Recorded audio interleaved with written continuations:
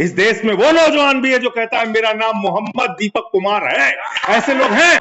निराश होके चुपचाप बार बार वही बातें कहने से कुछ नहीं। एक ही चीज है, अगर अत्याचार हो रहा है और हमको लग रहा है कि अत्याचार हो रहा है तो उसके खिलाफ लड़ना होगा, सड़क से लेकर सदन तक।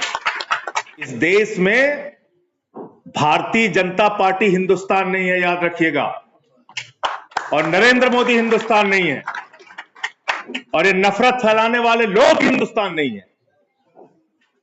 हिंदुस्तान है इस देश के 144 करोड़ लोग। ये चंद नफरत फैलाने वाले नेता देश नहीं है।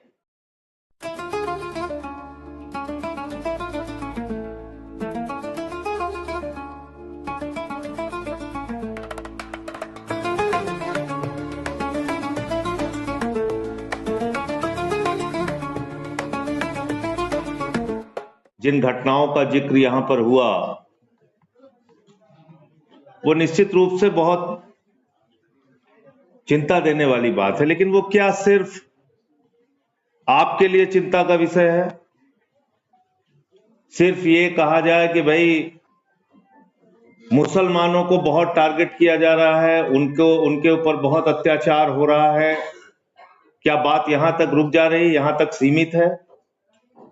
इसका दायरा बहुत बड़ा है। अत्याचार जो हो रहा है उसका दायरा बहुत बड़ा है। और दूसरी बात यह है कि करें क्या? अगर अत्याचार हो रहा है तो उसके खिलाफ लड़ना होगा। निराश होके चुपचाप बार बार वही बातें कहने से कुछ नहीं। एक ही चीज है, अगर अत्याचार हो रहा है और हमको लग रहा है कि अत्याचार हो रहा है तो उसके खिलाफ लड़ना होगा, सड़क से लेकर सदन तक लड़ना होगा। FIR हो गया, मुकदमा हो गया, 50 मुकदमा मेरे ऊपर हुआ। मैं भी जानता हूं कोई भ्रष्टाचार मैंने नहीं किया, वो भी जानते हैं जो जांच कर रहे हैं कि इन्होंने कोई भ्रष्टाचार नहीं किया, उठा के जेल में डाल दिया 183 दिन। क्या करता मैं? आके फिर रोने लगता। लड़ना पड़ेगा, ये मन बना लीजिए सब लोग, और मिलकर लड़ना पड़ेगा। GN साईं बाबा कौन थे? क्यों उनको 10 साल जेल में रखा गया? सड़ाया गया, उनको मारा गया, मार दिया गया उस एक आदमी को। दिव्यांग होने के बावजूद, शरीर का हिस्सा काम नहीं करता उसके बावजूद उस व्यक्ति को जेल में सड़ाया गया और कोई कानून मदद नहीं कर पाया।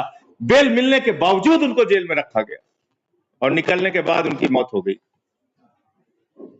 इस देश में भारतीय जनता पार्टी हिंदुस्तान नहीं है, याद रखिएगा, और नरेंद्र मोदी हिंदुस्तान नहीं है, और ये नफरत फैलाने वाले लोग हिंदुस्तान नहीं है।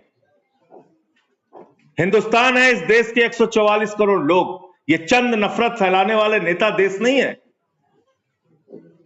जब कभी भी अत्याचार होगा बोलेंगे। संभल का मामला हुआ, कल बोला मैंने कि आपने जज का ट्रांसफर कर दिया।